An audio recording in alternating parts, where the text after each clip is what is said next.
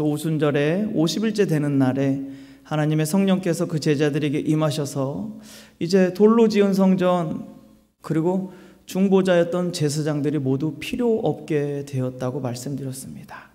이제는 성령께서 공식적으로 우리에게 오실 수 있게 되었고 예수님의 십자가 사역의 완성으로 말미암아서 우리의 모든 죄가 깨끗이 씻겨져서 그것을 믿는 모든 사람들에게 하나님의 성령이, 하나님의 거룩한 영이 임하실 수 있게 되었습니다. 그래서 오순절에만 성령이 임하시는 것이 아니라 오순절을 기점으로 하여 우리 인생 가운데 하나님의 성령이 우리 안으로 들어오시고 우리를 다스려주기 시작할 수 있었습니다. 그래서 이 오순절을 지나고 난 다음부터는 성령께서 우리에게 찾아오셔서 우리를 온전히 다스리실 수 있도록 우리 마음과 우리 영혼을 내어드리는 일들을 계속해서 해 나갈 것입니다. 그 과정 가운데서 오늘 여러분과 나누고 싶은 것은 말씀으로 기도하는 법입니다. 우리가 기도 따로 하고 또 말씀을 따로 읽고 또 연구를 따로 하고 이것이 분리되어서 각각의 의미가 있습니다. 연구하는 것, 읽는 것, 그리고 기도하는 것 모두 의미가 다 있습니다. 그런데 그 가운데에서도 말씀을 붙들고 그 말씀 한 구절 한 구절을 들고 기도할 때 우리는 말씀과 우리의 삶이 일치되고 성령께서 우리를 온전히 주장하시고 다스리는 그러한 길로 빠르게 들어갈 수 있습니다.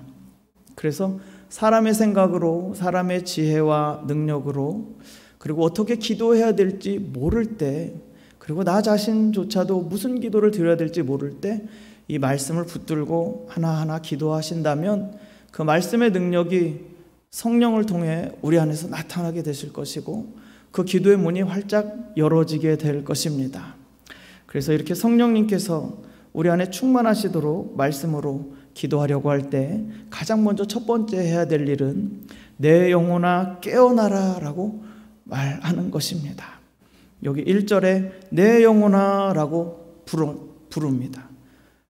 다윗이 지금 노래하면서 내 영혼아, 내 영혼하고 내 영혼을 향해서 명령하는 겁니다.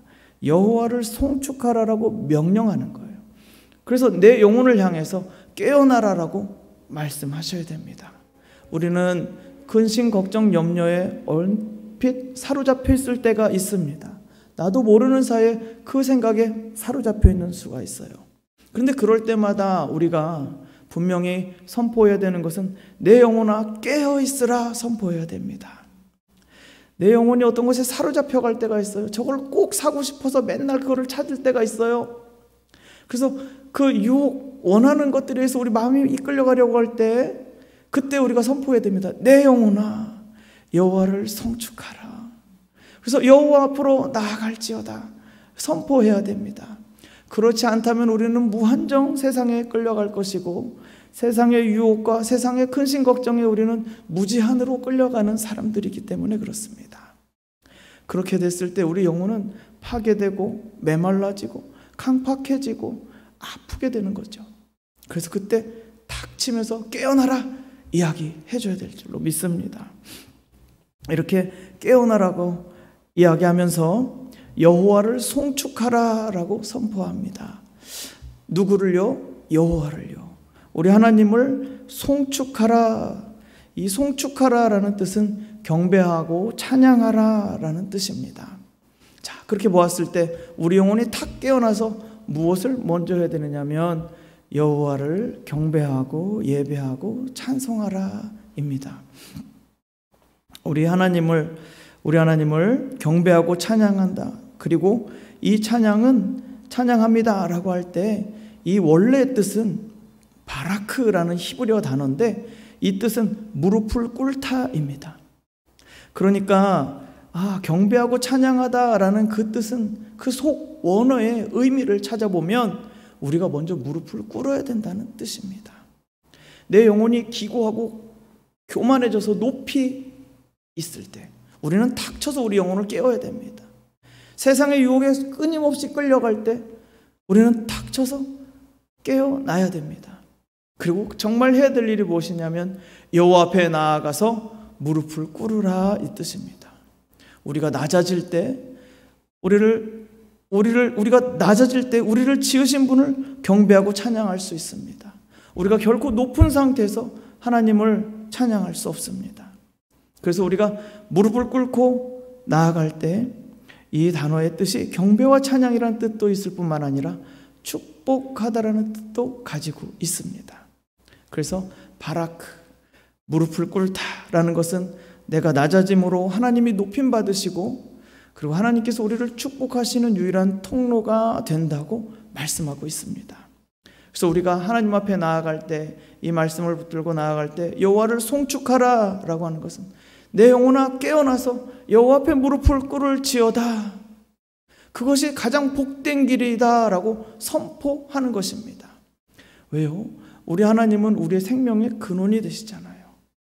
여러분, 혹시 여러분 가운데 태어나시면서 내 팔은 이렇게 만들고 내 다리는 이렇게 만들고 내 얼굴은 이렇게 좀 만들어야지 라고 작정하고 태어나신 분 계십니까?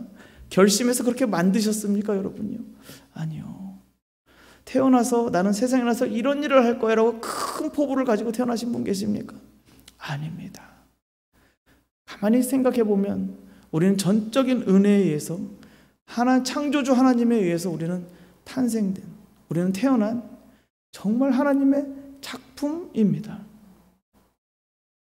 그래서 우리를 지으신 분을 기억하는 것은 마치 우리가 부모님을 배신하고 배반하고 잊지 않는 것처럼, 그것이 큰 불효가 되는 것처럼, 우리 하나님을 잊지 않는 것은 가장 우리 마음속에 가장 밑바닥에 있는 것이에요. 그래서 우리를 지으신 분을 향해서 눈을 들고 우리의 무릎을 꿇고 겸손히 창조주 앞에 나아가는 것입니다. 그것이 가장 복된 것이다 말씀하세요. 왜요? 우리 아버지께서는요, 우리가 자녀들에게 좋은 것을 주는 우리의 부모로서 좋은 것을 줄 아는 우리들과 마찬가지로 우리에게 가장 좋은 것들을 주기를 원하시는 하나님이시기 때문에 그렇습니다. 그래서 우리에게 삶을 주시고 우리를 축복하시는 하나님의 앞을 향해 나가서 우리가 무릎을 꿇는 것, 그것 자체가 너무 복된 거라는 거예요. 그래서 우리가 내 영혼아 여호와를 송축하라, 이 말씀을 묵상할 때 제 안에 찬양이 막 떠올랐어요. 찬양하라 내 영혼아, 찬양하라 내 영혼아, 내 맘과 정성 다해 찬양해. 송축하라 내 영혼아, 송축하라 내 영혼아, 송축하라 내 영혼아, 내 영혼 송축하라 내 영혼아, 송축하라 내 영혼아, 내 맘과 정성 다해 찬양해. 저는 미안하지만 자꾸 눈물이 나서 다 못 불러요. 미안해요. 이 자리가 바로 은혜 자리예요. 여러분, 다른 방법으로 은혜 받을 그런 거 없습니다. 나를 지으신 분 앞에 무릎을 꿇고 겸손히 나가서 찬양할 때 우리는 그 자리가 하나님의 임재하시는 장소이시고 우리에게 말씀하시는 장소라는 것을 믿습니다. 이게 경건의 시간입니다. 그래서 여러분 혼자 집에 들어가셔서 이렇게 찬송하십시오. 제가 정말 부끄러움을 무릅쓰고 음정박자 다 틀림에도 불구하고 찬송을 불렀던 것은 여러분이 집에 들어가셔서 여호와를 송축하는 찬양을 부르십시오. 골방에 들어가셔서 하나님과의 만남을 기대하십시오. 그분 앞에 무릎을 꿇으십시다. 우리는 피조물일 뿐입니다. 그렇게 무릎 꿇을 때 하나님이 우리에게 은혜를 주시는데 다윗 왕은 그 은택을, 모든 은혜들을 잊지 말라고 이야기했습니다. 오늘 이 나누는 하나님의 은택이 무엇입니까? 3절에 그가 내 모든 죄악을 사하시며 라고 첫 번째 말씀하고 있습니다. 하나님이 우리에게 주시는 은혜는 모든 죄와 악입니다. 죄와 악한 것까지.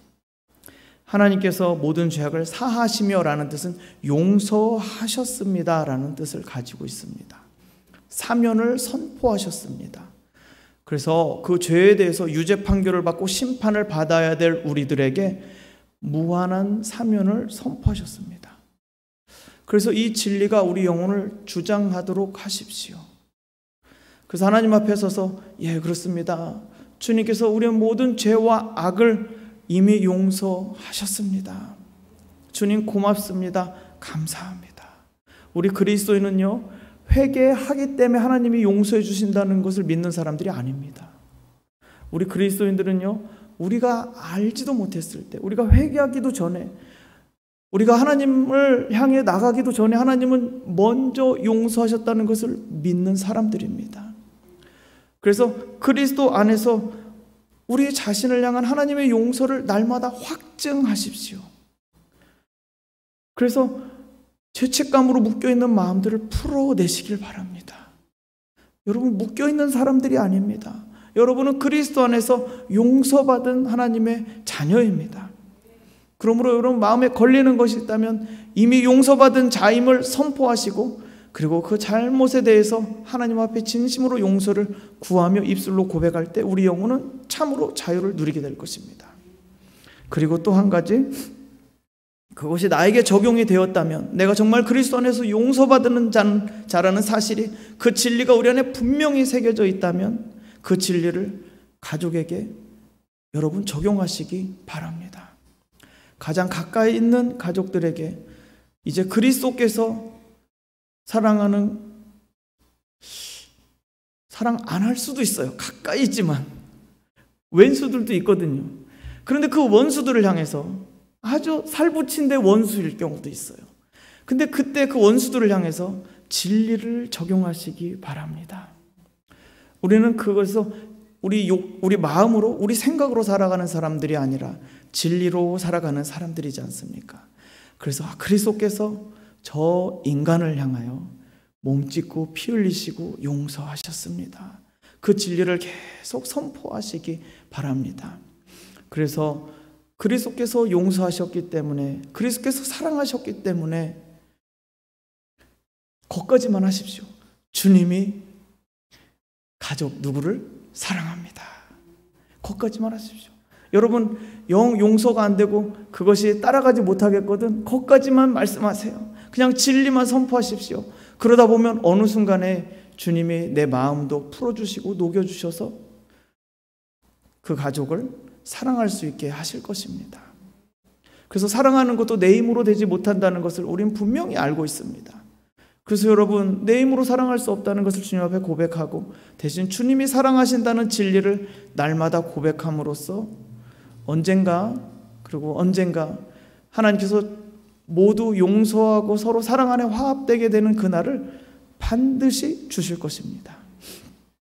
여러분, 우리의 마음을 이렇게 하나님의 말씀 앞에 두게 된다면 그 두 번째 결과가 나타나는데, 두 번째는 내 모든 병을 고치시며 라고 나와 있습니다. 여러분, 우리 영혼과 몸은 이게 분리되지 못합니다. 영혼과 몸이 분리되면 어떻게 되죠? 예, 시체라고 우리는 말합니다. 송장이라고 말합니다. 장례를 치른다고 말합니다. 영혼과 몸은 결코 분리될 수 없습니다. 그런데 우리 안에 죄와 악이 있었을 때, 우리 영혼이 파괴되었을 때 눈에 보이지 않았지만 조용히 우리 몸도 마찬가지로 파괴되어 가고 있었다는 겁니다. 그런데 우리가 진리를 듣고 그 진리를 우리 안에 선포하며 우리를 지으신 하나님의 은혜 앞에 나가서 무릎을 꿇게 될 때, 하나님은 이 첫 번째 진리, 모든 죄와 악을 용서하셨다는 이 진리가 우리 안에 선포될 때 우리 영혼이 치유되게 하세요. 영혼이 치유됩니다. 그리고 놀랍게도 우리 관계가 치유되기 시작하면서 우리 몸이, 가만히 있어봐, 옛날에 내가 어디 아팠던 것 같은데, 옛날에 여기 어디가 아팠던 것 같은데 어느 날 없어져 있다는 것을 발견하게 될 것입니다. 여러분이 기도하는 사이에 없어집니다. 여러분, 화장실에 빛이 잘 안 들어오잖아요. 거기다 아무리 좋은 곳을 갖다 놔도 곰팡이가 꼭 낍니다. 습하고 빛이 없으니까요. 그런데 그것을 햇볕에 딱 놓는 순간 사라집니다. 깨끗해집니다. 우리 영혼에 세상 어떤 것들을 다 갖다 붙여도 여전히 빛이 없는 어두움입니다. 그러나 하나님께서 우리 안에 들어오시게 되면 그분이 빛으로 들어오시기 때문에 우리는 그분 안에서 깨끗하게 될 것입니다. 저는 그것을 믿고 있습니다. 우리 하나님 우리를 지금도 치유하고 회복하고 계십니다. 다만 우리가 부서뜨리지만 않으면, 우리 욕심으로 우리를 망가뜨리지만 않는다면 하나님은 반드시 치유하고 회복하십니다. 저희 둘째 아이가 태어나면 아기들이 다 안쪽으로 들어와 있는데 크면서 바깥으로 펼쳐져야 되는데 펼쳐지질 않아서 3년째 지금 고생하고 있습니다. 발견했을 때 초등학교 들어가기 전에 이것을 빨리 고쳐야 된다고 해서 참 마음이 아팠던 적이 있었습니다. 그리고 날마다 밤마다 아이를 붙잡고 1시간씩 씨름하면서 그 다리를, 골반을 다시 펴주는 스트레칭을 날마다 해야 됩니다. 지금까지 하루도 빠짐없이 해오고 있습니다. 그럼에도 제 마음 가운데 분명히 믿는 바는 여호와께서 이 아들을 치유하시고 회복하신다는 믿음입니다. 그래서 얼마 전에 병원에 갔더니 오른쪽 다리는 정상으로 돌아왔습니다. 이제 왼쪽 다리도 조금만 더 하면 이제 정상으로 돌아올 것입니다. 올 여름 8월 달 될 때까지 이제 마치십시다. 얼마나 기쁜지요. 하나님께서는 단번에 기적으로 낚여주실 수도 있으십니다. 그리고 하나님께서는 안 고쳐주실 수도 있습니다. 그건 그분의 뜻입니다. 그런데 저는 하나님이 그렇게 하시든 저렇게 하시든 상관없이 저는 하나님을 믿어버리기로 작정했습니다. 하나님은 우리를 치유하시고 회복하십니다. 모든 상황 가운데 그분은 우리를 온전하게 하십니다. 왜요? 그분은 예수님을 죽은 자 가운데서 사흘 만에 다시 살아나게 하셨잖아요. 하나님의 약속은 그리스도 안에서 예스입니다. 노가 한 번도 된 적이 없습니다. 그래서 우리의 생명이 끝나더라도 우리 죽은 몸을, 썩어 없어질 이 몸을 하나님께서는 다시 살리시겠다고 우리에게 약속해 주셨고, 그 증거로 예수님을 죽은 자 가운데서 다시 살리시지 않으셨습니까? 그 하나님의 약속이, 그 증거가 우리 눈에 분명히 보였고 우리는 믿는 사람들입니다. 그래서 우리에게 주신 은혜는 영원한 생명에 참여하도록 부르신 은혜가 우리에게 있습니다. 그런데 다리가 펴지든 안 펴지든 그게 무슨 소용이 있겠습니까? 그게 우리가 가다가 어떻게 되든 어디가 좀 아파서 잘 안 움직이든 그게 무슨 소용이 있겠습니까? 그것은 결정적으로 우리를 무너뜨릴 수가 없습니다. 왜냐하면 우리는 우리의 믿음을 우리 몸에 두지 않고 우리를 회복하시는 하나님께 두기로 결단했기 때문입니다. 그래서 우리 하나님 앞에 믿음으로 나아가는 것을 하나님은 기뻐 받으시며 하나님은 하나님의 일을 행하실 것입니다. 저는 그 좋으신 하나님을 믿습니다. 그래서 그것이 바로 4절에 내 생명을 파멸해서 속량하시고라는 뜻입니다. 우리가 어떤 위협, 어떤 아픔, 어떤 고통 가운데서도 우리가 하나님을 향하여 바라볼 수 있는 것은 하나님께서는 우리를 찾아오셔서 그 생명을 파멸이라고 나와 있는데, 파멸의 단어는 구덩이라는 뜻입니다. 빠지면 못 나오는. 그래서 그것은 무덤이라는 뜻을 가지고 있고, 그것에 연결돼서 썩다, 부패하다라는 뜻을 가지고 있습니다. 그러니까 구덩이에 한번 빠지면 못 나오니까 그게 무덤이 되고, 무덤에서 부패하고 썩게 되기 때문에 그런 뜻을 줄줄이 가지고 있는 거예요. 그 파멸, 어쩔 수 없이 꼼짝없이 붙잡혀버리고 우리가 망할 수밖에 없는 그 길에서 하나님은 어떻게 하시느냐? 속량하여 주셨습니다. 이 속량이라는 단어는 그것입니다. 만약에 제 동생이 그런 구덩이에 빠졌다고 한다면 저녁이 돼도 얘가 안 들어와요. 그러면 제가 끝까지 찾아가서 폰 추적기, 위치 추적기를 찾아가서 거기 찾아가서 그 동생을 끄집어 내올 겁니다. 그렇죠? 가장 가까운 저거니까요. 가족이니까요. 그래서 여러분, 우리가 죽음으로 우리 인생이 끝나게 되었을 때, 썩어짐과 부패함의 종로로 타게 되었을 때, 우리가 무덤에 들어가게 되었을 때 하나님께서는 가장 가까운 친척으로서 우리를 찾아오셔서 거기서 끄집어 내주신다는 것이 속량이라는 단어의 뜻입니다. 그래서 하나님은 우리를 남남으로 보지 않으시고 가장 가까운 피부치로 보시며 우리가 이 파멸이라는 이 구덩이, 이 무덤에, 이 죽음 앞에 놓여 있을 때 하나님께서는 그리스도를 통하여 우리에게 찾아오셨고 우리 손을 붙잡아 주셨고 그 구덩이에서 건져 올려 주셨습니다. 그래서 우리를 속량해 주셨던 그 하나님의 은혜가 여기 이렇게 기록되어 있습니다. 그러므로 우리는 모든 상황 가운데서 절망하지 않는 것은 주님이 나를 위해 찾아오셨던 것처럼 나는 영원히 주님의 것입니다. 주님께서 나의 영원한 생명의 근원이 되시고 보장이 되어 주십니다. 이렇게 고백할 수 있습니다. 그리고 또한 우리 가족들을 향해서 또 다른 사람들을 향해서 우리가 중보자가 되었을 때는 가족들을 위해 기도해 주고 또 우리가 다른 사람들을 위해 기도해 줄 때에는 바로 이렇게 하나님께서 그 생명을 파멸해서 그 꼼짝없이 갇혀있는 구덩이에서 찾아가셔서 주께서 그를 이끌어 주시고 그 손을 잡아 건져 주실 것을 저는 믿습니다. 주여 그를 건져 주시옵소서. 주님 다가가셔서 그 손을 잡아주시고 친히 이끌어내 주셔서 그 죽음의 구덩이에서 사랑하는 우리 누구누구를 이끌어 주시옵소서. 이렇게 이 말씀을 가지고 우리는 기도할 수 있을 것입니다. 그렇게 할 때 하나님께서는 단지 구원해 주시는, 건져 주시는 은혜로만 끝나는 것이 아니라 그분은 인자와 긍휼로 관을 씌우시며 라고 말씀하고 있습니다. 하나님께서는 그 구덩이에 빠져있는 우리를 건져 올리셔서 어떻게 하셨느냐면 인자와 긍휼로 관을 씌우셨습니다 라고 선포합니다. 자, 보세요. 구덩이에 빠져서 기진맥진해서 먹지도 못하고 그리고 지쳐있고 탈출하려고 온갖 고생을 다 해서 손톱 발톱이 다 깨진 그리고 다 헤어진 그 몸을 가지고 상처난 그 몸을 가지고 건져냈을 때 어떻게 했겠습니까? 그 드는 마음이 무엇이겠습니까?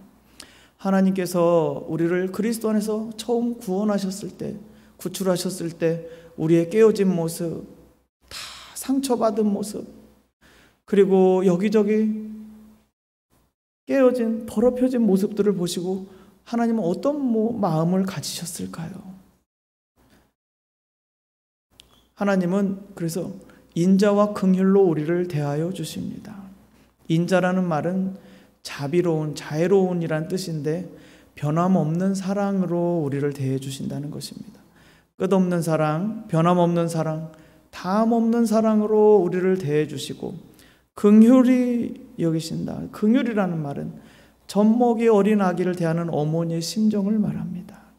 이 어머니의 마음으로 우리를 대해 주십니다. 그래서 인자와 긍휼로 관을 씌우시며 라고 되어 있는데 관을 씌우다는 원어의 뜻은 애워싸다, 둘러싸다라는 뜻입니다.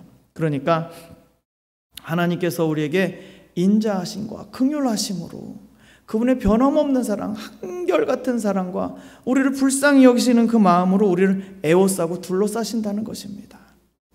우리가 행한 대로 우리의 상태를 보고 우리의 조건들을 보고 하시는 것이 아니에요. 우리가 더럽혀졌으니까 더러워서 나는 못하겠다 이런 게 아니에요. 우리가 추리한 모습을 가지고 있으니까 안 되겠다 이렇게 하지 않으세요. 어떤 모습으로 서 있든지 간에 그 깨어진 모습, 그 더럽혀진 모습, 그 초라한 모습을 하나님은 그대로 가서 안아주시는 분이십니다. 다가가셔서 안으시고 인자와 긍휼로 둘러싸주시는 하나님. 그래서 우리를 그렇게 둘러싸주시는 이 모든 상황을 전부 다 바꿔주셔서 하나님의 은혜로 우리를 덮어주시고 그 은혜가 넘치도록 해주시는 그 하나님. 그래서 우리가 간구하며 기도할 때 하나님 사랑하는 누구누구를 그 생명을 파멸해서 건져주시고 정말 하나님이 그 찾아가시는 그 손길을 경험하게 해주시고 하나님의 인자하심과 긍휼로 그 영혼을 덮어주시고 감싸 주시옵소서. 이렇게 기도하면서 이 말씀을 가지고 기도하며 나갈 때 정말 어려움에 빠져있는 영혼들, 낙심하고 낙담하고 있는 영혼들, 그 영혼들이 구원받게 될 줄을 믿습니다. 우리는 앉아서 있지만 우리는 기도할 뿐이지만 그 기도를 통해서, 우리는 무기력하지만 그 기도를 통해서 전능하신 하나님께서 일하여 나가실 것입니다. 우리는 그러한 기도의 힘을 믿습니다. 내 능력은 여기까지이지만 그러나 그 능력의 한계를 고백하며 그 자리에서 무릎을 꿇을 때 전능하신 하나님께서 우리 삶에 개입하시고 그분의 능력을 우리에게 나타내 보여주실 것입니다. 그러므로 우리가 이렇게 기도하며 나아갈 때 하나님은 어떻게 할 것이냐? 5절 말씀입니다. 우리 같이 함께 읽어보도록 하겠습니다. 좋은 것으로 내 소원을 만족하게 하사 내 청춘을 독수리같이 새롭게 하시는 도다. 아멘. 좋은 것 토부입니다. 히브리어로 토부라고 하는데, 하나님이 세상을 창조하시면서 좋다, 참 좋다, 너무 좋다, 마지막 사람을 지으셨을 때는 심히 좋아서 너무 좋아, 너무 선하고 아름답구나 할 때 그 토부입니다. 그래서 하나님이 세상을 선하신 하나님이 정말 보시기에 좋게 지으신 그 선하심이 우리 소원을 만족하게 하사라고 나와 있는데요, 마치 우리 소원을 들어준다는 것처럼 이렇게 우리말로는 번역이 되어 있습니다만은 원어로 보게 되면 하나님의 선하심이 우리에게 장신구처럼 아름답게 꾸며지게 될 것입니다. 그런데 어떻게 꾸며진다는, 소원이라는 단어가 장신구라는 뜻이에요. 그리고 만족하게 한다는 뜻은 실컷 먹다, 완전 배 터지게 먹다, 잔뜩 둘러주다라는 뜻입니다. 그러니까 하나님의 선하심이 우리에게 장신구처럼 예쁜 귀걸이와 목걸이와 또 뭐가 있죠? 장신구, 허리띠? 아니, 가만있어 봐. 가방, 하여튼 뭐 머리끈, 하여튼 이런 쪽으로 이렇게 해가지고 하나님께서 우리 장신구를 온몸에 다 이렇게 둘러주신다는 겁니다. 근데 그게 얼마나 많이 둘러주셨는지 잔뜩 둘러주셨습니다 라고 하시는 거예요. 그리고 너의 청춘을, 내 젊음을 독수리같이 새롭게 하시는 도다. 그래서 독수리는요, 이제 나이가 들어서 죽을 때가 되면 그때 한 번의 기회가 있다고 합니다. 발톱과 그리고 깃털을 부리로 다 쪼아서 뽑아내고 이 마지막 부리를 바위에 쳐서 부리를 부러뜨리고 굶습니다. 그렇게 되면, 근데 이게 두려운 독수리는 거기서 생이 끝나는 것이고, 이 독수리가 그렇게 했을 때 다시 회생하기 시작하는데 지금까지 살아왔던 만큼 한 번 더 살게 한대요. 그러니까 이 독수리와 같이 새롭게 하신다라는 뜻은 지나간 허물들을 다 벗어내게 하시고 그런 것들을 다 뒤로 하시고 하나님께서 완전히 새롭게 하여 주신다는 것을 말씀하고 있습니다. 그래서 하나님께서 이렇게 하실 것을 우리는 이제 이 5절 말씀을 가지고 선포를 할 수가 있습니다. 네, 그렇습니다. 주님께서는 그 하나님의 선하심으로 사랑하는 누구의 혹은 누구 할 거 없으면 나를 놓고 기도하십시오. 일단 나부터 살고 봅시다 해서 하나님 저에게 이렇게 좋은 하나님의 선하신 장식품으로 저를 꽉 둘러싸 주시고 저의 젊음을 독수리와 같이 완전히 새롭게 하여 주십시오. 그래서 하나님 안에서 새로운 삶이 날마다 시작되게 하여 주시옵소서. 그리고 사랑하는 누구가 이러한 은혜를 경험하고 누릴 수 있게 하여 주십시오. 그리고 주님은 반드시 그렇게 행하여 나가실 것입니다. 저는 주님께 믿음을 두고 살아가겠습니다. 저의 무너지는 것들을 바라보면서 한탄하고 절망하고 낙심하는 인생이 아니라 저는 주님을 향해서 믿음으로 일어서며 주님을 향해 나아가는 삶을 살아가겠습니다. 하나님은요, 기뻐하시는 것은 믿음으로 나아오는 자를 기뻐하십니다. 그래서 우리 자신에게서 눈을 이제는 우리 자신을 그만 보시고 우리를 새롭게 하실 하나님을 바라보며 믿음으로 나아갈 때 주님께서는 독수리와 같이 새 힘을 주실 것입니다. 독수리가 힘이 얼마나 센지요, 먹이를 향해 날아갈 때 시속 120마일이라고 합니다. 그래서 120마일이 뭔지 잘 몰라서 네이버에게 물어봤더니 시속 190km로 날아간다고 합니다. 여러분, 우리가 주님을 의지하며 갈 때 시속 190km로 달려갈 줄을 믿습니다. 그러한 저 여러분이 다 되시기를 주의 이름으로 축복합니다.